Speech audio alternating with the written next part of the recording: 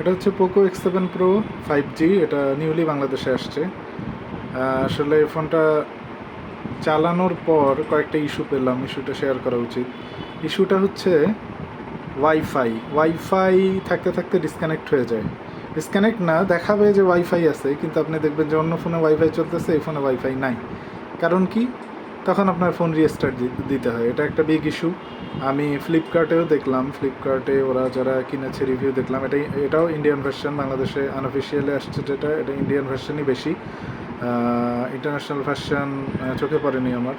তো 8 256 জিবিতে যা সমস্যা, 12 256 বা 12 512 সবগুলোতেই একই সমস্যা। সেটা হচ্ছে ওয়াইফাই ডিসকানেক্ট হয়ে যায়, এটা একটা ইস্যু। মোবাইলের নেটওয়ার্ক সমস্যা ছিল না, কয়েকদিন এটাও ফেস করছি যে মোবাইলের নেটওয়ার্ক অন্য ফোনে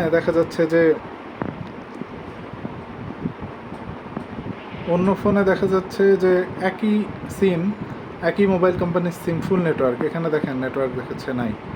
তো নেটওয়ার্ক একটা ইস্যু, ওয়াইফাই একটা ইস্যু। তো এই ইস্যুগুলো আসলে আপডেট দিয়ে ঠিক করা যাবে কি না, আপডেট দিয়ে ঠিক করে যাওয়ার কথা। যদিও এটার ফিডব্যাকে আমি এই স্ক্রিনশটগুলো দিয়ে পোকোতে মেইল করে দিয়েছি, মানে এখান থেকেই আসলে ওদের ইয়াতে পাঠানো যায়, ফিডব্যাক পাঠানো যায়, ফিডব্যাক পাঠিয়ে দিয়েছি। দেখি যে আপডেটে এগুলো ঠিক হয় কি না। এটা 8 256 গ্রিন কালার, নেবুলা গ্রিন। ফোনটা একটু ভারী হবে, মানে 6550 mAh ব্যাটারি অনুযায়ী হালকা, কিন্তু এক হাতে হ্যান্ডেলিং করা একটু সমস্যা।